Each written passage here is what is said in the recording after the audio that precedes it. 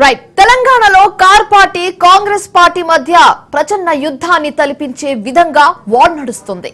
పరస్పరం మాటల తూటలు పేలుస్తూ చెలరేగిపోతున్నారు. గత కొన్ని రోజులుగా అయితే కారు పార్టీ కాంగ్రెస్ పార్టీ మధ్య మాటల డైలాగ్స్ వార్ పీక్స్ కు చేరిపోయింది.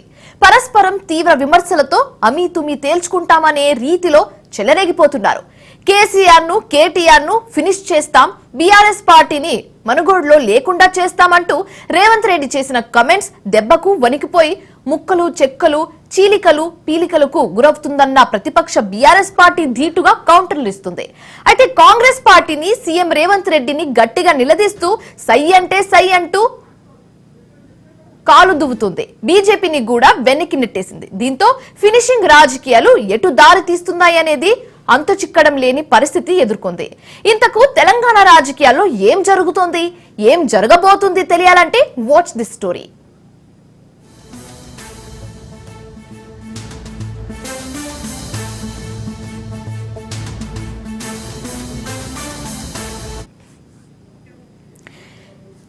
కేసీఆర్ ను అడ్రస్ లేకుండా చేస్తానంటూ సీఎం రేవంత్ రెడ్డి మాటలకు అర్థం ఏంటనే విషయమై రోజులు గడుస్తున్న కొద్దీ క్లారిటీ వస్తుందనుకుంటే టోటల్ రివర్స్ సీన్ కనిపిస్తుంది.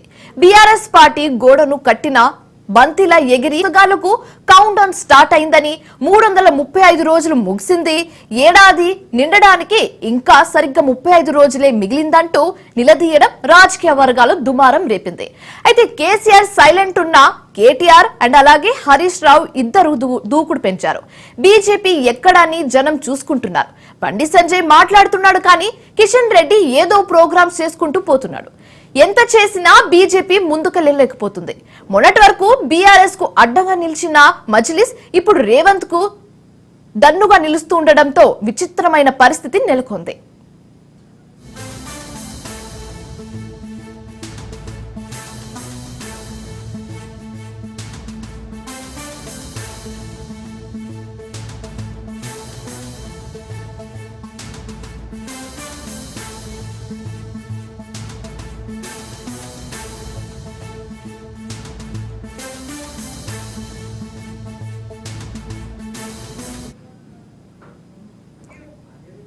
కేటీఆర్ కాంగ్రెస్ ప్రభుత్వాన్ని విమర్శిస్తున్నారంటే అందుకు కారణం కాంగ్రెస్ చేసుకున్న స్వయంకృత అపరాధమేనని అనిపిస్తుంది. ఎందుకంటే ఇష్టం వచ్చినట్లు హామీలు ఇచ్చి అధికారంలోకి వస్తే సరిపోదు కాదు, హామీలు నెరవేర్చకపోతే ప్రతిపక్షాలు వదిలేస్తాయా? అందుకే కేటీఆర్ గట్టిగానే పట్టుకున్నారు. కాంగ్రెస్ పార్టీ చేజేతులారా మంచి ఛాన్స్ ఇచ్చింది అన్న రాజకీయ విశ్లేషకుల మాటలు ఒక రకంగా నిజమే అనిపిస్తుంది. ఎందుకంటే తెలంగాణలో కాంగ్రెస్ ప్రభుత్వం అధికారంలోకి వచ్చి ఏడాది అవుతుంది. కానీ ఇప్పటి వరకు ఒక ప్రభుత్వం బాగానే పనిచేస్తున్నా క్షేత్రస్థాయిలో మాత్రం పనితీరు సరిగ్గా లేదని విమర్శలు కూడా వినిపిస్తున్నాయి. అలాగే గ్యారంటీ హామీలను కూడా అమలు చేయలేకపోవడం ఇంకొక విమర్శ అన్నట్టుగా వినిపిస్తుంది. ప్రభుత్వంలోని పెద్దలు కొంతవరకు బాగానే పనిచేస్తున్నా అది సరిపోయే పరిస్థితి మాత్రం ఎక్కడ కూడా కనిపించడం లేదు. అలాగే ఖజానాలో డబ్బులు లేని మాట కూడా గట్టిగానే వినిపిస్తుంది. ఆ డబ్బునే పథకాలకు ఇస్తూ ఉంటే అది సరైన పాలన ఎలా అవుతుందనే ప్రశ్నలు కూడా తలెత్తుతున్నాయి. ఇదే బీఆర్ఎస్ వర్కింగ్ ప్రెసిడెంట్ కేటీఆర్ కి ప్లస్ అవుతుంది. సోషల్ మీడియాను వాడుకుంటూ కాంగ్రెస్ పార్టీ నేతలకు షాక్ల మీద షాక్లు ఇస్తున్నారు కేటీఆర్.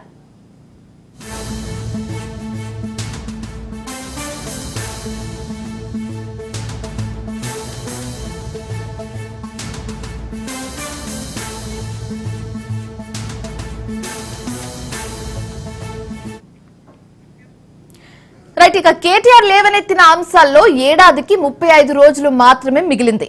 2 లక్షల ఉద్యోగాలు ఎక్కడ అంటున్నారు నిరుద్యోగులు.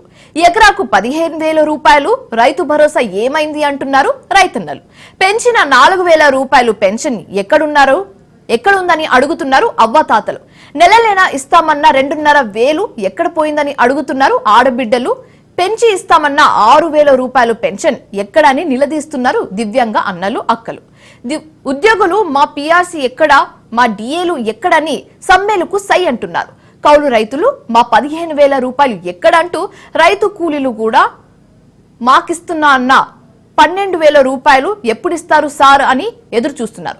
అలాగే తులం బంగారం ఎక్కడ అని మా బంగారు తల్లులు అని ప్రశ్నిస్తున్నారని కేటీఆర్ ప్రభుత్వాన్ని కడిగిపారేశారు కేటీఆర్.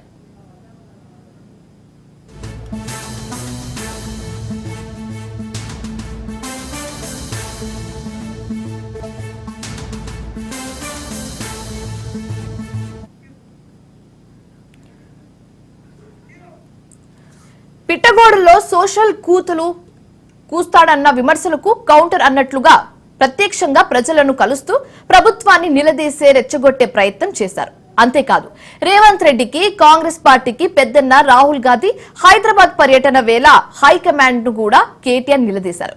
చెప్పిన హామీలని బూడిదిలో పన్నీరయ్యాయని, చెప్పిన మూసిలు 1,00,000 కోట్ల మూటలయ్యే, ఏడాది కాలమంతా అటెన్షన్ డైవర్షన్ తో పబ్బం గడిపిన మూసి సర్కార్ ఏమైందని, ఈ ప్రజా పాలనలో గర్వకారణం ధర్నాలు రాస్తారోకోలు తప్ప జవాబు చెప్తారా అని ఢిల్లీ బాబు రాహుల్ గాంధీని నిలదీశారు కేటీఆర్.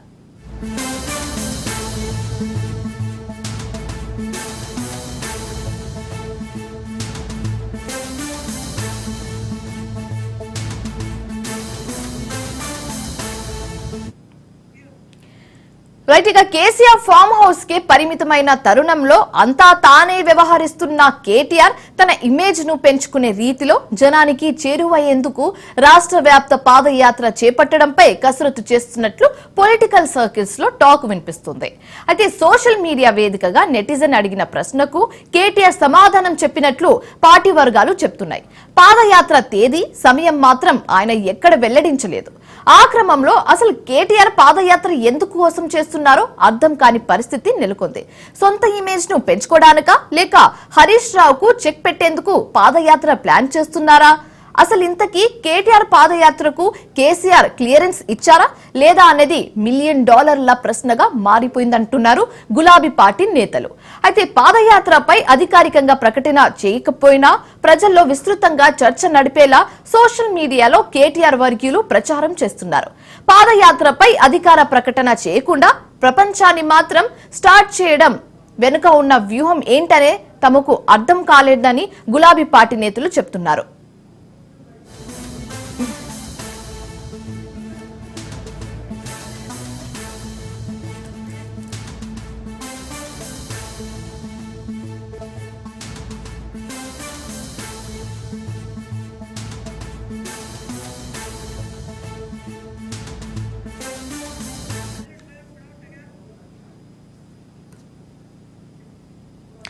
రైట్, ఇక ఇదే అంశానికి సంబంధించి తాజా సమాచారం మా ప్రతినిధి రాజీవ్ రెడ్డి లైవ్ ద్వారా అందిస్తారు. రాజీవ్ రెడ్డి, చెప్పండి. తెలంగాణ రాజకీయాల్లో ఎత్తులకు పై ఎత్తులు వేస్తా ఉన్నారు రాజకీయ పార్టీలు. ముఖ్యంగా అధికార కాంగ్రెస్ పార్టీ, ప్రతిపక్ష బీఆర్ఎస్ పార్టీ, ఒక పార్టీ పైన ఒక పార్టీ ఎత్తుకు పై ఎత్తులు వేస్తున్నాయి. ఎందుకంటే ప్రజల మన్నలను పొందాలి అని బీఆర్ఎస్ ప్రయత్నం చేస్తుంటే, అదేవిధంగా అధికారంలో ఉన్నటువంటి కాంగ్రెస్ మేము అతి తక్కువ కాలంలోనే ఇచ్చినటువంటి కొన్ని హామీలు నిలబెట్టుకున్నామని ప్రజలకు చెప్పే ప్రయత్నం చేస్తున్నాయి. అయితే ప్రతిపక్ష పాత్ర పోషిస్తున్నటువంటి బీఆర్ఎస్ కాస్త దూకుడుగా వెళ్తుంది. అధికారంలో ఉన్నటువంటి కాంగ్రెస్ పార్టీ ఏదైతే హామీలు ఇచ్చిందో ఆ హామీలను నిలబెట్టుకోవట్లేదని ఎక్కడికక్కడ దుయ్యపడుతుంది, ఎండగడుతున్నారు. ముఖ్యంగా 6 గ్యారంటీలు, 13 పథకాలు. 13 పథకాల్లో 6 గ్యారంటీల్లో కేవలం ఉచిత బస్సు, అదేవిధంగా 200 యూనిట్ల ఉచిత విద్యుత్ మాత్రమే ఇప్పటి వరకు ఇచ్చిన హామీలో నెరవేరాయి తప్ప మిగతా హామీలు నెరవేరలేదు. ఆగస్టు 15 కల్లా రుణమాఫీ చేస్తాము, సంపూర్ణ రుణమాఫీ చేస్తామని ముఖ్యమంత్రి రేవంత్ రెడ్డి చెప్పిన సంపూర్ణ రుణమాఫీ రాష్ట్ర వ్యాప్తంగా రైతులకు కాలేదు అనేది కూడా పెద్ద ఎత్తున ప్రజల్లోకి తీసుకెళ్లే ప్రయత్నం బీఆర్ఎస్ చేస్తుంది. ముఖ్యంగా రైతులకు రుణమాఫీ అని చెప్పినటువంటి కాంగ్రెస్ పూర్తి స్థాయిలో రుణమాఫీ చేయలేదు. అదేవిధంగా 2 లక్షలకు పైబడిన వాళ్ళకి ఇంతవరకు రుణమాఫీ కాలేదనేది కూడా పెద్ద ఎత్తున ప్రజల్లోకి తీసుకెళ్తుంది.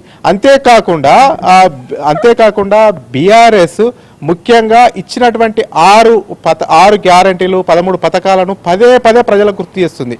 ఎందుకంటే మహాలక్ష్మి పథకం, ఆ మహాలక్ష్మి పథకం కింద ప్రతి మహిళకు నెలకు 2,500 రూపాయలు ఇస్తా అని చెప్పారు. అదేవిధంగా కళ్యాణ లక్ష్మి కింద 1,00,000 రూపాయలతో పాటు తులం బంగారం ఇస్తా అని చెప్పారు. అదేవిధంగా పెన్షన్లు 4,000 రూపాయలు చేస్తామని చెప్పారు. వికలాంగుల పెన్షన్లు పెంచుతామని చెప్పారు. ఇలా 100 రోజుల లోపలనే అధికారంలోకి వచ్చిన తర్వాత ఇచ్చిన హామీలను నెరవేర్స్తామని కాంగ్రెస్ ఎన్నికల ముందు వాగ్దానం ఇచ్చింది. అదేవిధంగా విద్యార్థులకు స్కూటీలు ఇస్తామని కూడా చెప్పడం, అంతేకాకుండా స్కాలర్షిప్లు పెద్ద ఎత్తున పెంచుతామని చెప్పడము, గతంలో ఉన్నటువంటి పెండింగ్ ఫీజు రియంబర్స్మెంట్స్ కూడా పూర్తిగా ఇస్తాము, పెండింగ్ ఫీజు రియంబర్స్మెంట్స్ లేకుండా చేస్తామని చెప్పినటువంటి కాంగ్రెస్ అధికారంలోకి వచ్చిన తర్వాత ఒక రకంగా వ్యవహరిస్తుంది, అధికారం రాకముందు ఎన్నికల ముందు వాగ్దానం ఇచ్చినప్పుడు ఒకలాగా వ్యవహరిస్తుంది, పూర్తిగా ప్రజలకు ఇచ్చినటువంటి హామీలను దాటవేస్తుంది, మొత్తం డైవర్ట్ పాలిటిక్స్ చేస్తుంది అనేది కూడా బీఆర్ఎస్ ఎండగట్టే ప్రయత్నం చేస్తుంది, ప్రజల్లోకి తీసుకెళ్లే ప్రయత్నం చేస్తుంది. అంతే ధీటుగా అధికారంలో ఉన్నటువంటి కాంగ్రెస్ కూడా సమాధానం చెప్తుంది, ఇదంతా కూడా గత పాలకులు చేసినటువంటి పాపమే. గత పాలకులు అంటే బీఆర్ఎస్ 10 సంవత్సరాలు అధికారంలో ఉంది, తెలంగాణలో అధికారంలో ఉన్నప్పుడు పెద్ద ఎత్తున అప్పులు చేశారు, రాష్ట్ర ఖజానాను ఖాళీ చేసి వెళ్ళారు, ఇచ్చినటువంటి హామీలు వాళ్ళు 10 సంవత్సరాలు ఉన్నప్పుడు కూడా నెరవేర్చలేదు. అసలు బీఆర్ఎస్ కు కాంగ్రెస్ ను విమర్శించే నైతిక అర్హత లేదనేది కూడా కౌంటర్ అటాక్ కాంగ్రెస్ పార్టీ చేస్తుంది. అంటే ప్రభుత్వము ఇచ్చినటువంటి హామీలను ఎందుకు నెరవేర్చట్లేదు అనేది ఒకవైపు బీఆర్ఎస్ ప్రశ్నిస్తుంటే, గతంలో మీరు చేసినటువంటి పొరపాట్లే మీరా మాకు నీతులు చెప్పేది, గతంలో 10 సంవత్సరాలు మీరే అధికారంలో ఉన్నారు కదా అనేది కూడా ఇటు కౌంటర్ అటాక్ చేసే ప్రయత్నం కాంగ్రెస్ పార్టీ చేస్తూ ఉంది. అయితే మొత్తానికి చూసుకున్నట్టయితే అధికారంలోకి వచ్చిన తర్వాత కాంగ్రెస్ కొన్ని స్కామ్లను బయట పెడతాము, అది కాళేశ్వరం స్కామ్ను బయటకు తీసుకొస్తాము, కాళేశ్వరం ప్రాజెక్టులో పెద్ద ఎత్తున అవినీతి జరిగింది, ఫోన్ ట్యాపింగ్ విషయాన్ని బయట పెడతామనేది కూడా పెద్ద ఎత్తున ప్రజల్లోకి తీసుకెళ్ళింది. అంతేకాకుండా రీసెంట్గా పొంగులేటి శ్రీనివాస్ రెడ్డి మంత్రి ఆయన ఏకంగా దీపావళి ముందే బాంబులు వేలుతాయని చెప్పారు, కానీ ఇంతవరకు ఆ బాంబులు వేలలేదు, అవినీతిని బయటకు తీసుకొస్తామనేది కూడా బయటకు తీసుకురాలి. అయితే ఇదే ఆసరగా అంటే ఇప్పటికీ బీజేపీ ప్రజాక్షేత్రంలో దూకుడుగా వెళ్ళట్లేదు, కేవలం ప్రెస్ మీట్లకు మాత్రమే పరిమితం అవుతుంది. బీజేపీ ఈ ట్రయాంగిల్ ఫైట్లో కాస్త వెనుకబడిందని చెప్పుకోవచ్చు. ప్రతిపక్ష పాత్ర బీజేపీ కేవలం ఎక్కువగా ప్రెస్ మీట్లకే పరిమితం అవుతూ విమర్శలు చేస్తుంది. కేవలం మూసీ పరివాహక ప్రాంతానికి వెళ్ళి సందర్శించొచ్చారు, మూసీ ప్రక్షాళన చేస్తామంటే ఎట్లా చేస్తారు, ప్రజల అభిప్రాయాలు తెలుసుకోకుండా ఎట్లా చేస్తారని ఆ ప్రాంతంలో ప్రజల అభిప్రాయాలు తెలుసుకోవడానికి అక్కడికి వెళ్ళొచ్చారు. అదేవిధంగా గ్రూప్ 1 అభ్యర్థుల నిరసనకు బండి సంజయ్ కేంద్ర మంత్రి వెళ్లారు. ఈ 2 కార్యక్రమాలు మాత్రమే ప్రజల్లోకి వెళ్ళి బీజేపీ చేస్తుంది. కానీ ఈ రాష్ట్రంలో 3 ప్రధాన పార్టీలు ఉన్నాయి. అధికారంలో ఉన్నటువంటి కాంగ్రెస్ పార్టీ, ప్రధాన ప్రతిపక్షమైనటువంటి బీఆర్ఎస్ పార్టీ, ఇంకో ప్రతిపక్ష పార్టీ అయినటువంటి బీజేపీ. ఈ 3 పార్టీలు ఉన్నప్పుడు ఈ 3 పార్టీల్లో డి అంటే డి అనేది కేవలం ఇప్పటి వరకైతే ఇప్పుడు దాదాపు ఎన్నికలు జరిగి అసెంబ్లీ ఎన్నికలు జరిగి 10 మాసాలు క్రాస్ అవుతుంది. ఇప్పటి వరకైతే డి అంటే డి అనేది 2 పార్టీల మధ్యలో నడుస్తూ ఉంది ఓరావరి. ఒకవైపు కాంగ్రెస్ అధికార పార్టీ, అదే మరోవైపు బీఆర్ఎస్. ఈ 2 పార్టీలే కౌంటర్ అటాక్లు ఇచ్చుకుంటున్నారు తప్ప ఈ బీజేపీ పార్టీ అనేది పార్లమెంటు ఎన్నికల ముందు ఉన్నటువంటి ఊపు, పార్లమెంటు ఎన్నికల ఫలితాల తర్వాత ఊపు లేకుండా పోయింది అనేది కూడా ఇటు పొలిటికల్ వర్గాల్లో తెలంగాణ ప్రజల్లో కూడా పెద్ద ఎత్తున చర్చ జరుగుతుంది. ఎందుకంటే గతంలో ఎన్నడూ లేని విధంగా తెలంగాణలో పార్లమెంట్ ఎన్నికల్లో బీజేపీకి 35% ఓట్లు ఇచ్చిర్రు, 35% ఓట్లు వేశారు. అదేవిధంగా 77 లక్షల ఓట్లు వచ్చాయి. అంతేకాకుండా 8 పార్లమెంటు స్థానాలను ఇచ్చారు. కానీ ఆశించిన తరహాలో బీజేపీ పర్ఫార్మెన్స్ లేకుండా పోయింది. బండి సంజయ్ రాష్ట్ర అధ్యక్షుడిగా ఉన్నప్పుడు దూకుడుగా వివరించినటువంటి బీజేపీ ఇప్పుడు కిషన్ రెడ్డి అధ్యక్షుడైన తర్వాత అసెంబ్లీ ఎన్నికల తర్వాత అసెంబ్లీలో కేవలం 8 సీట్లకే పరిమితమైంది. పార్లమెంట్లో మంచి సీట్లు ఇచ్చిన తర్వాత కిషన్ రెడ్డి అధ్యక్షుడిగా కొనసాగుతున్న నేపథ్యంలో పెద్దగా ప్రభావం చూపట్లేదు. అటు కాంగ్రెస్ పైన పెద్ద ఎత్తున పోరాటంలో విఫలమవుతున్నారు, కేవలం ప్రెస్ మీట్లకు మాత్రమే పరిమితం అవుతున్నారు. ఈ మొత్తానికి తెలంగాణలో 3 పార్టీలు ప్రధానంగా ఉంటే 3 పార్టీల్లో కాస్త పర్ఫార్మెన్స్లో ప్రజల మధ్యలోకి వెళ్ళడము, ప్రజల కోసం పోరాటం చేయడంలో బీజేపీ వెనుకబడింది. కేవలం ప్రెస్ మీట్లు పెట్టి ప్రెస్ మీట్లలోనే విమర్శిస్తున్నారు. అది బీజేపీ ఒకటే చెప్తా ఉంది, బీఆర్ఎస్ కాంగ్రెస్ ఒకటి అనే ఒకటి కొత్త నినాదాన్ని తెర మీదకి తీసుకొచ్చి అటు కాంగ్రెస్ బీఆర్ఎస్ ఒకటే అనే కోణాన్ని ప్రజల్లోకి తీసుకెళ్లే ప్రయత్నం బీజేపీ చేస్తుంది. ఎందుకంటే గత అసెంబ్లీ ఎన్నికల ముందు కూడా బీజేపీ బీఆర్ఎస్ ఒకటి అనే నినాదాన్ని తీసుకెళ్లి కాంగ్రెస్కి అడ్వాంటేజ్ అయింది. ఇప్పుడు బీజేపీ కూడా కొత్త వ్యూహానికి తెరలేపింది. అటు బీఆర్ఎస్ కాంగ్రెస్ ఒకటి, అందులో భాగంగానే కాళేశ్వరంకి సంబంధించినటువంటి కేసును నీరుగార్చే ప్రయత్నం చేస్తుంది, నానబెట్టే ప్రయత్నం చేస్తుంది. అదేవిధంగా ఫోన్ ట్యాపింగ్ అంశాన్ని కూడా నానబెట్టే ప్రయత్నం చేస్తుంది, నీరుగార్చే ప్రయత్నం చేస్తుంది అనే అంశాలను ప్రజల్లోకి తీసుకెళ్లే విధంగా ప్రెస్ మీట్లకు మాత్రమే పరిమితం అవుతున్నారు. ప్రభుత్వ వ్యతిరేక విధానాలను ఎండగట్టడంలో వైఫల్యం చేస్తున్నారు, రాజిరెడ్డి, క్షేత్రస్థాయిలో పోరాటం చేయడంలో ఉద్యమించడంలో పోరాటం చేస్తున్నారని చెప్పుకోవచ్చు. అసలు పూర్తి విశ్లేషణ తెలుసుకునే ముందు ఏమైంది, వాట్ ఈస్ వాట్ అని కూడా మనం తెలుసుకోవాల్సిన అవసరం అయితే కనిపిస్తుంది. సో ఇక్కడ బీఆర్ఎస్ అండ్ కాంగ్రెస్ మధ్య ఒక టఫ్ ఫైట్ అయితే మనం క్లియర్ గా చూస్తున్నాము. చాలా టఫ్ ఫైట్ కనిపిస్తుంది. అండ్ మధ్యలో అప్పుడప్పుడు బీజేపీ పార్టీ వచ్చి కిషన్ రెడ్డి లేకపోతే బండి సంజీవీలు వచ్చి ఒక్కొక్క కమెంట్స్ చేసి వెళ్ళిపోవడమే గానీ ఒక రియల్ టఫ్ ఫైట్ అయితే మనం కాంగ్రెస్ ఇంకా బీఆర్ఎస్ పార్టీస్ మధ్య మనం చూస్తున్నాము. సో ఒకవైపు బీఆర్ఎస్ పార్టీ ఏమో ఇచ్చిన హామీలు ఎక్కడ పోయాయి అనేసి కాంగ్రెస్ పార్టీని నిలదీయడం మనం చూస్తున్నాము. మరోవైపు కాంగ్రెస్ పార్టీ ఆరోపణలు కూడా వాళ్ళ వర్షన్స్ కూడా చాలా డిఫరెంట్ గా ఉన్నాయి.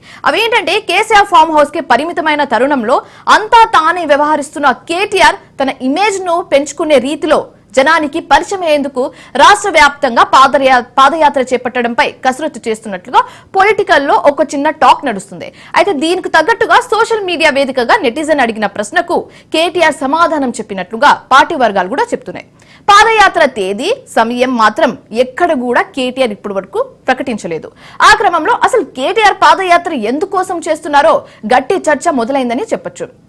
సొంత ఇమేజ్ ను పెంచుకోవడానికి చేస్తున్నారా, లేక హరీష్ రావుకు చెక్ పెట్టడానికే పాదయాత్ర ప్లాన్ చేస్తున్నారా, అసలు ఇంతకీ కేటీఆర్ పాదయాత్రకు కేసీఆర్ క్లియరెన్స్ ఇచ్చారా లేదా అనేది కూడా $1 బిలియన్ క్వశ్చన్ అయితే అందరికి అర్థమవుతుంది. అయితే పాదయాత్రపై అధికారికంగా ప్రకటన చేయనప్పటికీ ప్రజల్లో మాత్రం విస్తృతంగా చర్చ నడిపేలా సోషల్ మీడియాలో కేటీఆర్ వర్గీయులు ప్రచారం చేస్తున్నారు. పాదయాత్రపై అధికార ప్రకటన చేయకుండా ప్రచారాన్ని మాత్రం స్టార్ట్ చేయడం వెనుక ఉన్న వ్యూహం ఏంటని తమ సొంత పార్టీ నేతలకే అర్థం కాకుండా పోతుంది. అలాగే హరీష్ రావును పక్కన పెట్టి కేసీఆర్ కేటీఆర్లను ఫినిష్ చేస్తున్న రేవంత్ రెడ్డి చిట్ చాట్ మాటలను హరీష్ రావు స్ట్రాంగ్ గా కౌంటర్ ఇస్తున్నారు. అసలు కేటీఆర్ నిజంగా పాదయాత్రకు రెడీ అయితే తమ నేత కూడా పాదయాత్ర చేయడానికి రెడీ అని హరీష్ రావు వర్గీయులు సంకేతాలు ఇస్తున్నారు. కేటీఆర్ ఉత్తర తెలంగాణలో పాదయాత్ర మొదలు పెడితే దక్షిణ తెలంగాణలో నుంచి హరీష్ రావు పాదయాత్ర స్టార్ట్ చేసేందుకు ప్లాన్ చేస్తున్నట్లుగా పొలిటికల్ సర్కిల్స్ లో ఒక చిన్న టాక్ వినిపిస్తున్నట్లుగా తెలుస్తుంది. అయితే ఏది ఏమైనా కేసీఆర్ ఏదో ఒక నిర్ణయం తీసుకునేదాకా ఇద్దరు నేతల మధ్య పోటీ ఇలానే కొనసాగే అవకాశం ఉన్నట్లుగా గులాబీ పార్టీ తమ్ముళ్ళు ఒక గట్టి చర్చ అయితే నడిపిస్తున్నారు. So will get back to Rajireddy. So Rajireddy చెప్పండి, అసలు మనకు ఒక టఫ్ ఫైట్ అయితే మనం చూస్తున్నాము. బీఆర్ఎస్ ఇంకా కాంగ్రెస్ మధ్యలో అయితే ఒక చాలా టఫ్ ఫైట్ మనం చూస్తున్నాం. ఇందాక మీరు చెప్పినట్లుగా బీజేపీ పార్టీ కూడా అప్పుడప్పుడు మధ్యలో వచ్చి వెళ్ళిపోతుందన్న కమెంట్స్ కూడా మీరు చెప్పడం జరిగింది. అండ్ హామీలు ఎక్కడికి వెళ్ళాయి అనేసి కాంగ్రెస్ పార్టీని బీఆర్ఎస్ పార్టీ నేతలు కూడా అడగడం జరిగింది. అయితే పూర్తి విశ్లేషణ ఏ విధంగా ఉన్నాయి, దీనికి సంబంధించి మీ వద్ద ఉన్న వర్షన్ ఏంటి?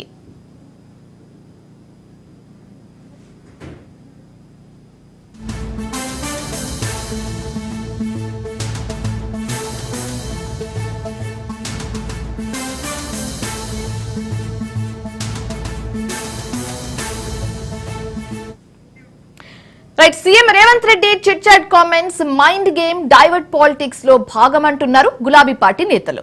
అయితే ఇప్పట్లో నమసఖ్యం కాకుండా రానున్న రోజుల్లో మాత్రం బీఆర్ఎస్ పార్టీదే అధికారం, మళ్లీ కేసీఆరే ముఖ్యమంత్రి అవుతారని అటు కేటీఆర్ ఇటు హరీష్ రావు పదే చెప్తున్న మాట అయింది. అయితే కేసీఆర్ ఆరోగ్య రీత్యా ఆయన ఫామ్ హౌస్ కి పరిమితం అవుతున్నారని, ముందు కూడా అదే పరిస్థితి ఉండవచ్చని పార్టీ వర్గాలు చెప్తున్నాయి.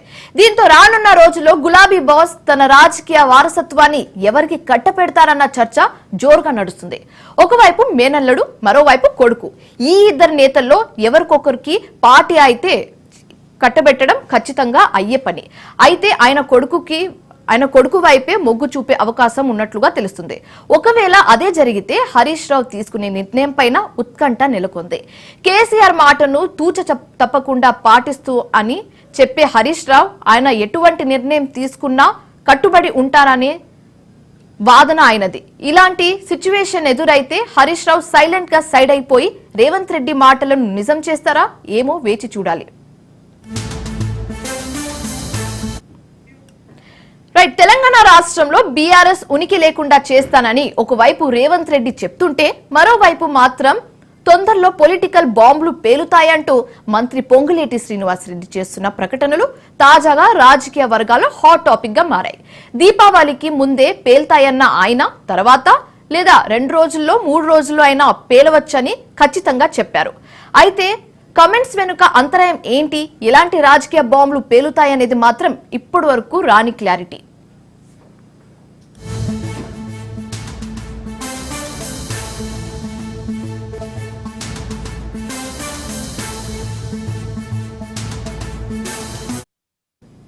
తెలంగాణ ప్రభుత్వం కొలువు తీరిన కొద్ది రోజులకే బీఆర్ఎస్ దుకాణం బంద్, కేసీఆర్ ఖేల్ ఖతం అన్నట్లుగా వినిపించింది. ప్రతిపక్షంలో ఉన్నప్పుడు గొప్ప అస్త్రంగా ఉపయోగించుకున్న కాళేశ్వరం, మేడిగడ్డ బ్యారేజ్ లీకేజ్ల అంశాలను విచారణ పేరుతో కాంగ్రెస్ నేతలు హడావిడి చేశారు. అయితే ఆ తర్వాత కొద్ది రోజులకే ఫోన్ ట్యాపింగ్ వ్యవహారం తెరపైకి వచ్చింది. ప్రతిపక్ష నేతలతో పాటు అధికారులు సొంత కుమారుడు, కుటుంబ సభ్యుల ఫోన్లను కూడా కేసీఆర్ ట్యాప్ చేశారన్న విషయం బయటపడింది. అయితే సున్నితమైన అంశం కావడంతో కేంద్రం వివరణ అడిగినా రాష్ట్ర పరిధిలోని అంశం మేమే విచారణ చేసుకుంటామని కాంగ్రెస్ నేతలు ప్రకటించారు. అయితే కొన్ని వారాల పాటు తెలుగు రాష్ట్రాల్లో ఫోన్ ట్యాపింగ్ వ్యవహారం చాలా హాట్ టాపిక్ గా నడిచింది. సినీ పరిశ్రమలో జరుగుతున్న వ్యవహారాలు సైతం హాట్ టాపిక్ గా మారి తర్వాత కొద్ది రోజులకే తుస్సుమంది.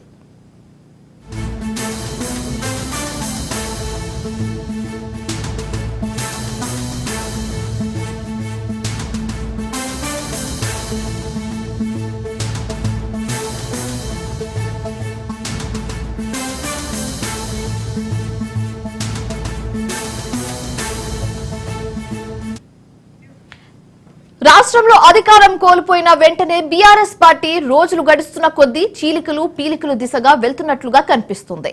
ఎమ్మెల్యేలు, ఇతర పార్టీ నేతలు పార్టీ కండువా విసిరికొట్టి వీలైతే కాంగ్రెస్ లేదంటే బీజేపీలో చేరారు. పార్లమెంట్ ఎన్నికల వరకు ఈ ఊపు కొనసాగింది. అయితే ఆ తర్వాత కొద్దిగా చల్లబడింది. లోక్సభ ఎన్నికల్లో తెలంగాణలో బీజేపీ బలం పెంచుకున్న పార్టీ నేతలు తొలదారి అన్నట్లుగా వ్యవహరిస్తుంది. వీలు దొరికినప్పుడల్లా కేంద్ర మంత్రులు బండి సంజయ్, అలాగే కిషన్ రెడ్డి కాంగ్రెస్ పార్టీతో పాటు బీఆర్ఎస్ ను విమర్శిస్తూ జనానికి చేరువ అవుతున్నారు. అయితే ప్రభుత్వ కార్యక్రమాల్లో పాల్గొన్న సమయాల్లో వీలైతే ప్రత్యేకంగా మీడియాతో మాట్లాడి విమర్శలు చేయడానికే పరిమితమైనట్లుగా కనిపిస్తోంది.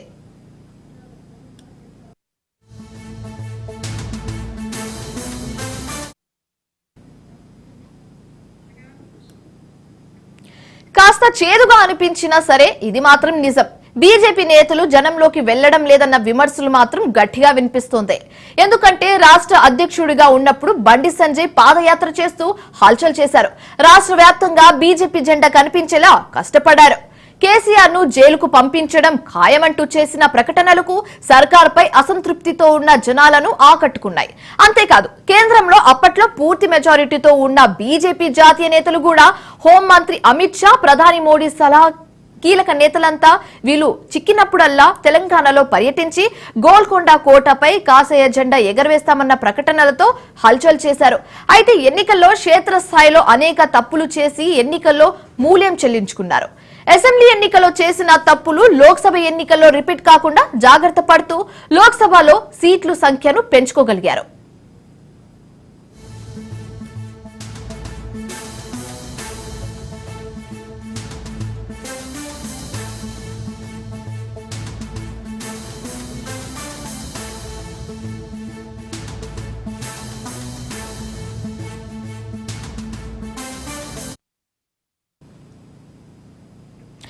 గత అసెంబ్లీ, లోక్సభ ఎన్నికల ముందు ఎంతో హడావిడి చేసిన బీజేపీ నేతలు తాజాగా కేంద్రంలో మూడోసారి అధికారం చేపట్టిన అదే ఊపును కంటిన్యూ చేయడం లేదు. తెలంగాణ రాష్ట్రంపై కన్నేసిన జాతీయ నేతలు 2 కేంద్ర మంత్రి పదవులు ఇచ్చిన పరిస్థితుల్లో మాత్రం పెద్దగా మార్పు కనిపించడం లేదు. ఈటెల మహేశ్వర్ రెడ్డి కొద్దిగా హడావిడి చేస్తున్నట్లు కనిపిస్తున్నా గ్రౌండ్ లెవెల్లో మాత్రం బీజేపీ ఎక్కడా అని జనం వెతుక్కుంటున్నారు. దేశవ్యాప్తంగా కాంగ్రెస్ పార్టీని దెబ్బతీసిన ఉత్సాహం తెలంగాణలో మాత్రం లేకపోవడం బీజేపీ నేతలకు ఒకంత అసంతృప్తికి గురి చేస్తున్న సీన్ కనిపిస్తుంది.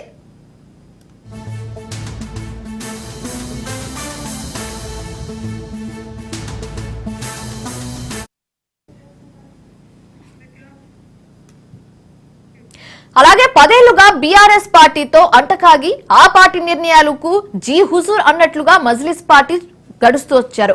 అయితే కాంగ్రెస్ అధికారంలోకి వచ్చాక యూటర్న్ తీసుకుంది. హైడ్రా తెరపైకి రాకముందే కాంగ్రెస్ పార్టీతో సమైక్యతగా మెలగడం ప్రారంభించింది. సీఎం రేవంత్ రెడ్డి కూడా మజ్లిస్ మాకు మిత్రపక్షమేనని స్నేహహస్తం చూపించినా హైడ్రా కూల్చివేతల్లో మాత్రం ఎలాంటి మినహాయింపులు ఉండబోవని అన్నారు. అయితే అసదుద్దీన్ ఓవైసీకి చెందిన మెడికల్ కాలేజ్ అక్రమ కట్టడం కూల్చేయాలని డిమాండ్ వినిపిస్తున్న విద్యా సంవత్సరం మధ్యలో చదువులకు ఆటంకం కల్పించకూడదనే ఒకే ఒక ఉద్దేశంతో రేవంత్ రెడ్డి ఈ నిర్ణయం వెనక్కి తీసుకున్నారు.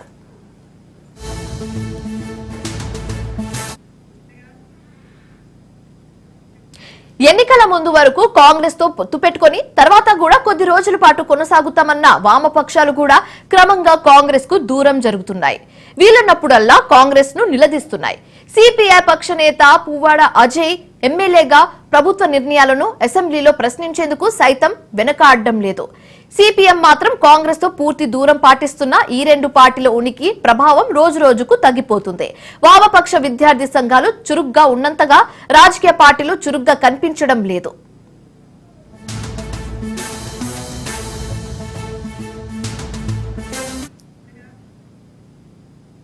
రైట్, ఇక్కడ మనం ఒక విషయం చూడాలి. రేవంత్ రెడ్డి చిట్ చాట్ మాటల వెనక మరో కోణముందని రాజకీయ విశ్లేషకులు చెప్తున్న మాట. బీజేపీ బలపడితే పోరాడడం కష్టం కాబట్టి చేతికి దొరికిన బీఆర్ఎస్ ను దెబ్బతీస్తే తెలుగుదేశం పార్టీ బలపడే అవకాశం కనిపిస్తున్నట్లుగా అనుకుంటున్నారు.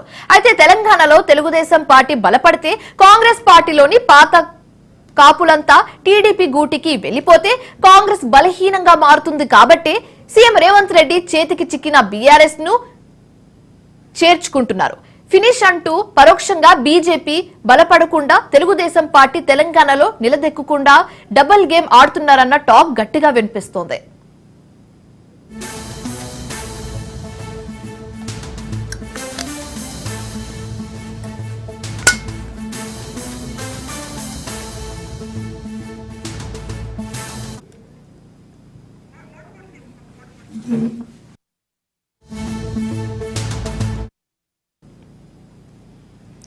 రైట్, అధికారంలోకి వచ్చిన వెంటనే కాళేశ్వరం అవినీతి, మేడిగడ్డ లీకేజ్ అవకతవకలు కాంగ్రెస్ సర్కార్ చేతికి అందాయి.